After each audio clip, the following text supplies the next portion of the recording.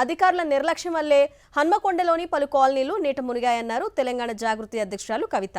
CM Revanth Reddy వరద బాధితులకు తక్షణ సాయం ఎందుకు చేయలేదని ప్రశ్నించారు. తెలంగాణ జాగృతి జనంబాట కార్యక్రమంలో భాగంగా హన్మకొండలోని ముంపు ప్రాంతాల్లో కవిత పర్యటించారు. వరద బాధితులను పరామర్శించి వారి సమస్యలను అడిగి తెలుసుకున్నారు. నష్టపోయిన ప్రజలకు వెంటనే ప్రభుత్వం ఆర్థిక సాయం చేయాలని డిమాండ్ చేశారు. గుడిసెల్లో ఉన్నవారికి ఇల్లు ఇస్తానని చెప్పిన మాటను సీఎం రేవంత్ నిలబెట్టుకోవాలన్నారు కవిత.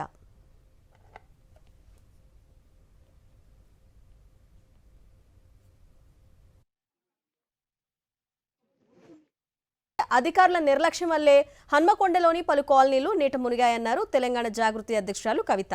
సీఎం రేవంత్ రెడ్డి వరద బాధితులకు తక్షణ సాయం ఎందుకు చేయలేదని ప్రశ్నించారు. తెలంగాణ జాగృతి జనంబాట కార్యక్రమంలో భాగంగా హన్మకొండలోని ముంపు ప్రాంతాల్లో కవిత పర్యటించారు. వరద బాధితులను పరామర్శించి వారి సమస్యలను అడిగి తెలుసుకున్నారు. నష్టపోయిన ప్రజలకు వెంటనే ప్రభుత్వం ఆర్థిక సాయం చేయాలని డిమాండ్ చేశారు. గుడిసెల్లో ఉన్నవారికి ఇల్లు ఇస్తానని చెప్పిన మాటను సీఎం రేవంత్ నిలబెట్టుకోవాలన్నారు కవిత.